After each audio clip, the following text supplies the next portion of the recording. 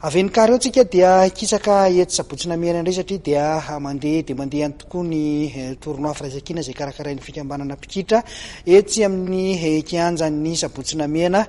Anisan'ny niakatra kianja omaly Sabotsy ny mpilalao-ny Cheminots izany izay sokajy zokiny sy ny sokajy zany dia samy niakatra kianja omaly tetsy amin'ny izay kianja izay ho an'ny sokajy zokiny ary dia nandresy tamin'ny sarainy ohatra ny asity izy ireo ary ny sokajy zany kosa dia resy ny semisel tamin'ny saray nohatra. Tsara toerana ny ekipan'ny Cheminots manao akanjo mena amin'ny sary eo amin'ny lalao baolina kitra sokajy veteran zokiny mihoatra ny 20 taona tournoi Firaisankina izay karakarain'ny fikambanana mpikitra eny Sabotsy Namehana. Mbola nivoaka mpandresindray ny Cheminots nanoloana ny asity omaly Sabotsy teny amin'ny kianja malaza eny Sabotsy Namehana ity. Resin'ny Cheminots tamin'ny saray nohatra teto ny asity manao akanjo manga.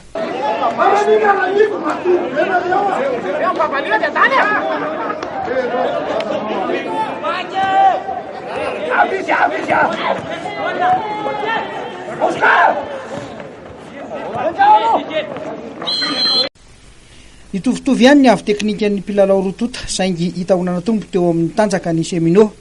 Baolina tafiditra babalia tany amin'ny faraparan'ny fidirana faharoa noho ny voan'ny Cheminots mpandresy.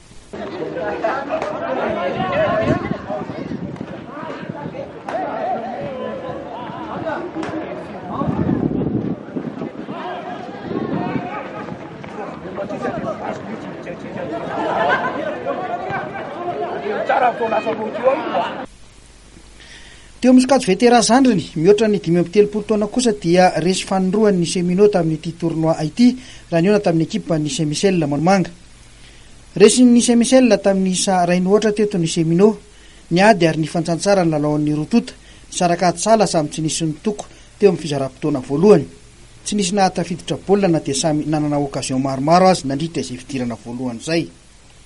Tany amin'ny 20 minitra tsiravana no nisy nitandrevaka teo amin'ny vodilaharan'ny Cheminots ka nahatafiditra baolina tokana ny batan'ny fandresena ny semisel tamin'ity fihaonana ity.